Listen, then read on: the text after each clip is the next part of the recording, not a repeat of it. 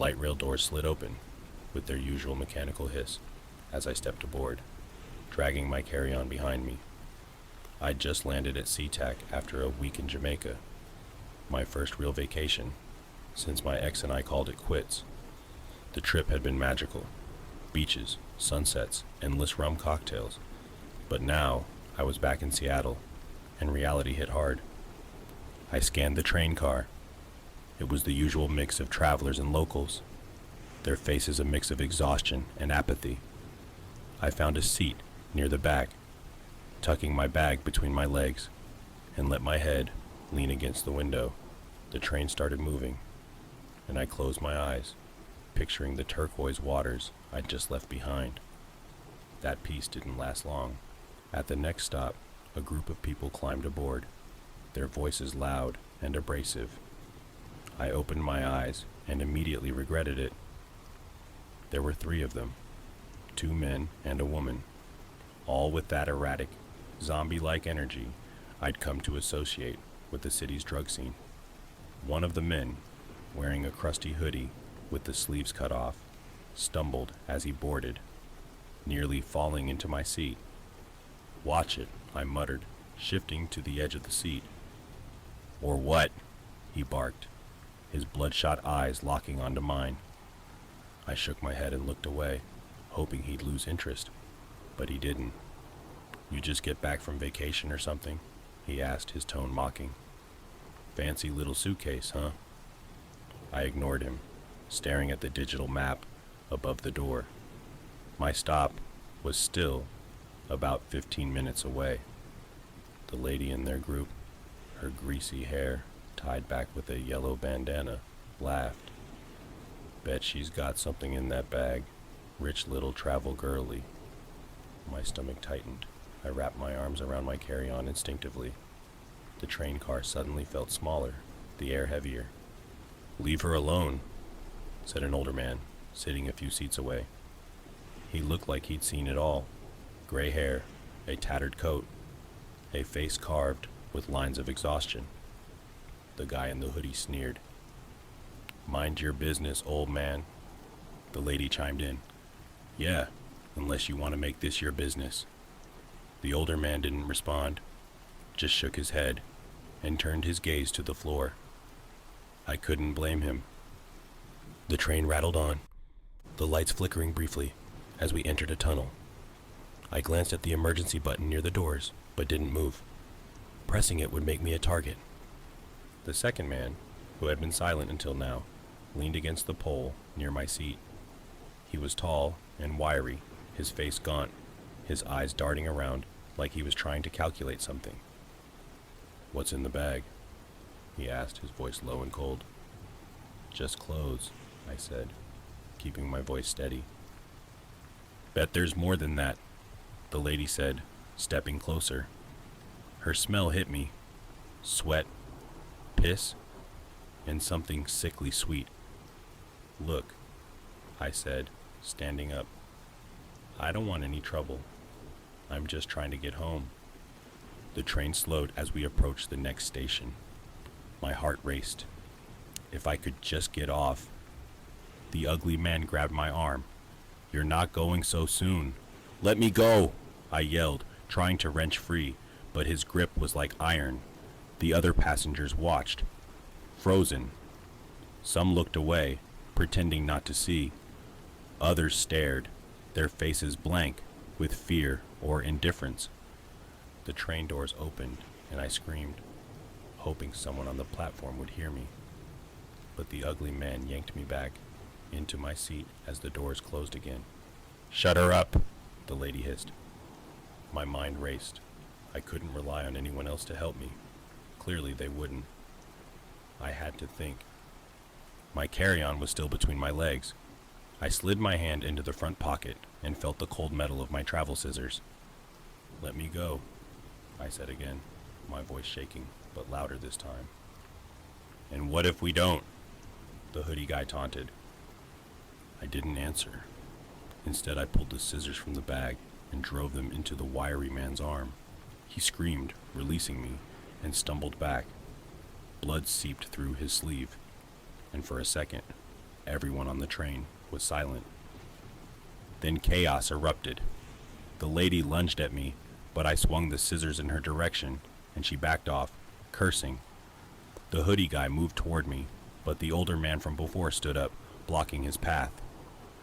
"Enough," the older man shouted. The train screeched to a halt at the next station. The doors opened, and I didn't hesitate. I grabbed my bag and bolted, not stopping until I was out of the station and on a crowded street. I flagged down the first cab I saw and climbed in, my hands shaking, my heart pounding. "Where to?" the driver asked. "Please just drive right now," I said, collapsing into the seat.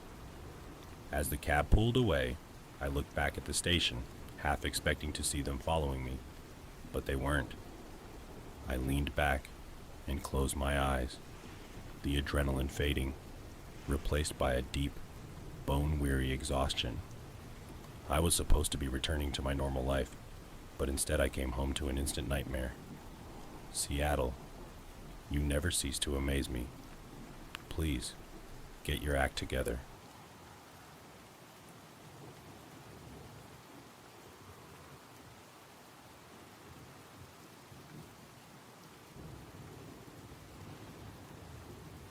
I don't normally take the 106 home, but this night I was running late. My coworker Amanda had called out, so I stayed an extra hour to finish up at the clinic. The last client, a scruffy older man with a pit bull who looked like he'd seen his share of hard times, was unusually chatty, delaying me even further. By the time I left, it was nearly 9:30, and the rain had been coming down all day, making the streets glisten with an oily sheen. I hated taking the bus, but my car had been in the shop for 2 weeks, and I didn't have much choice. The 106 was almost empty when I boarded, save for a few grimy figures, regulars, in their seats. I slid into one of the middle rows, close enough to the driver to feel some semblance of safety, but not too close to draw attention. I tucked my earbuds in, hoping to drown out the world with music, and pulled the hood of my jacket tight around my face. A couple of stops later, a man got on board. He looked scruffy, maybe mid-40s, gaunt, with sunken eyes, and a face that had seen too many years of hard living. His clothes hung off him, soaked and dirty.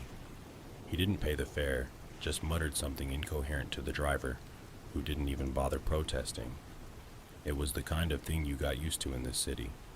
The man shuffled down the aisle, scanning the seats like a wolf, sizing up his prey. My heart started pounding when his gaze landed on me.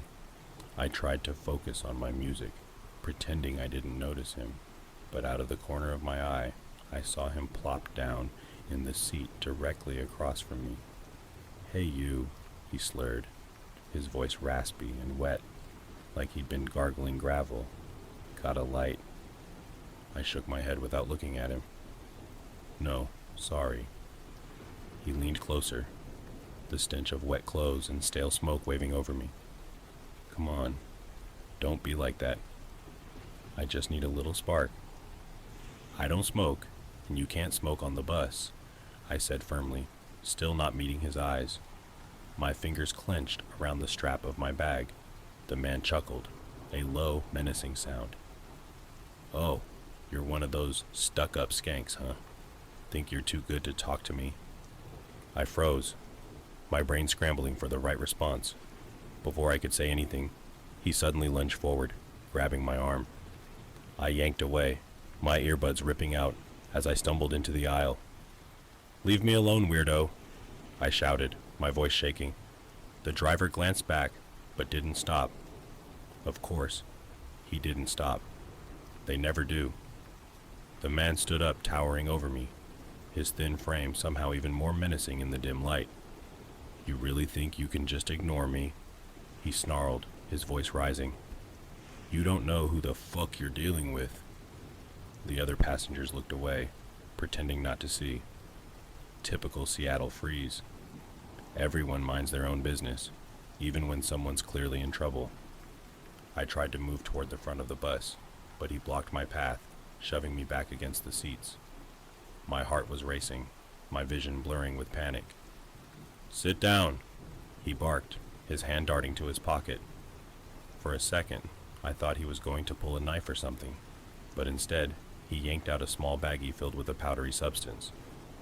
"You want some of this?" "Huh? Maybe this'll loosen you up, you stuck-up little..." The bus screeched to a halt, throwing both of us off balance. The driver finally stood up, yelling something I couldn't hear, over the roar of blood in my ears. Taking advantage of the distraction, I bolted past the man and off the bus. The rain hit me like a slap in the face as I stumbled onto the sidewalk, my breath coming in ragged gasps. But he followed me. "Get back here, you little skank," he screamed, his voice echoing through the empty street. I ran, my boots splashing through puddles as I zigzagged between parked cars, hoping to lose him. My lungs burned and my legs felt like lead. I was way too out of shape, but I didn't dare stop.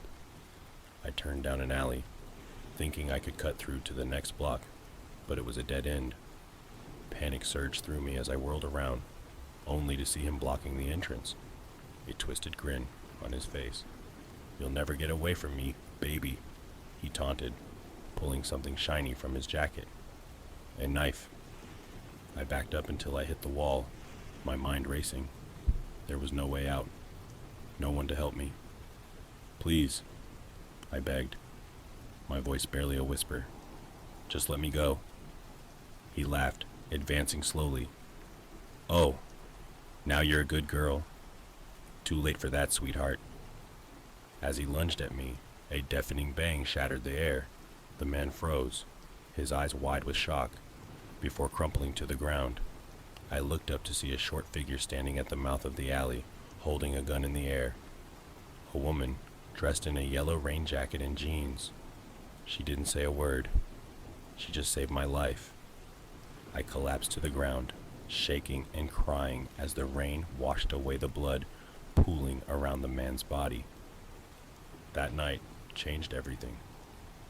I quit my job, moved out of the city, and haven't taken a bus since. But no matter how far I go, I can't escape the nightmares, or the questions. Who was that woman? And why do I feel like I owe her my life, and my sanity?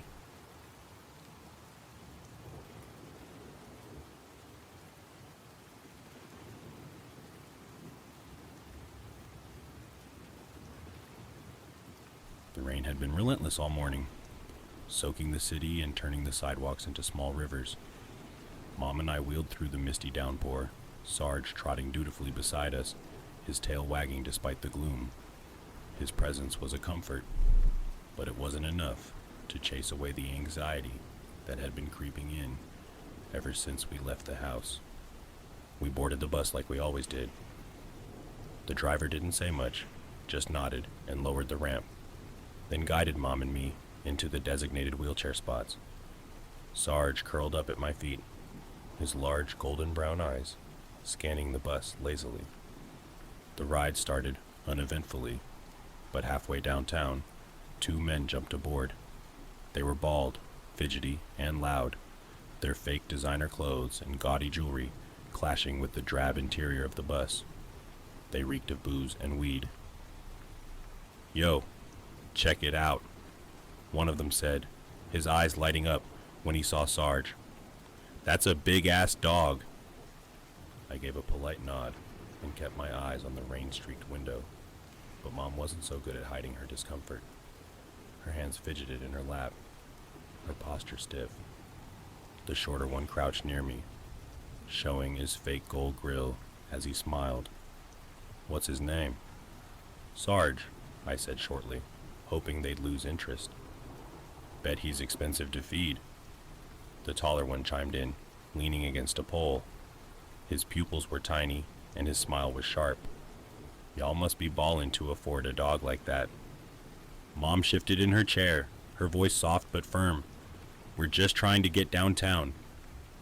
"Hey, no harm, no foul," the shorter man said, holding up his hands as if to show he meant no trouble. "We're just being friendly, right?" The taller man moved closer to Mom, his eyes flicking to her purse. "What you got in there, huh? Snacks? Cash?" "Leave us alone, please," I said, my voice trembling but strong. "Oh, relax," the shorter one said, his grin widening into something predatory. "Ain't nobody trying to hurt you. Just a little curious is all." The air felt heavy, and I could see the other passengers avoiding our corner of the bus. No one was going to step in. The driver's eyes stayed glued to the road. Then, without warning, the taller man lunged for Mom's purse. She tried to hold on, but he yanked it free, spilling its contents onto the floor. Her debit card and her EBT card, loose cash, and an old photo of my dad scattered across the dirty bus floor. "Stop it!" I shouted, reaching for him, but the shorter man blocked me, a box cutter suddenly in his hand. "Sit down!" he snarled, the manic energy in his voice making my blood run cold. Sarge barked, a deep protective sound that filled the bus, but he didn't move. He was trained to stay calm, even in chaos, but part of me wished he wasn't. The taller man grabbed the scattered items and shoved them into his jacket. "Thanks for the donation, ladies," he said, sneering as he hit the stop request button. The bus hissed to a stop, and they bolted into the rain before I could even think to react. In the days that followed, we pieced together what had been taken. The men had wiped our accounts clean, checking, savings, and our EBT card. The few dollars of cash we had were gone, along with the one photo of my dad that Mom cherished. But we refused to let it end there. We filed reports with the police, even though we knew the odds of catching them were slim. We reached out to our bank, freezing our accounts and explaining the situation. Mom's tears turned to steel as she called to report the theft, demanding replacement cards. Bit by bit, we clawed our way back. The bank restored most of the stolen funds after their investigation. DSHS issued a new card. We even managed to find a replacement photo of my dad, tucked away in an old shoebox Mom had forgotten about. But some things couldn't be replaced. The sense of safety we'd felt in our routine was gone. Every time we boarded the bus, I found myself scanning around, my stomach tight with anxiety. Mom stopped smiling as much, her hand shaking whenever she clutched her purse. Sarge, our ever-loyal companion, seemed quieter, as if he too felt the weight of what had happened. We recovered what was stolen, but the invisible scars remained. The world felt colder, harder. Trust was no longer something we gave freely. One rainy night, as we sat in the small apartment we called home, I caught Mom staring out the window. "What are you thinking about?" I asked, my voice soft. She didn't look at me, her eyes fixed on the rain. How people can take so much without even realizing what they're breaking. I didn't know how to respond, so I didn't. Sarge rested his head on my lap, his warmth a small comfort in the emptiness. I stroked his fur, thinking about how quickly things can change, how fragile security really is. But every time I closed my eyes, I could still see those men's grins, hear their laughter as they disappeared into the rain. Some wounds don't heal. They just stop bleeding.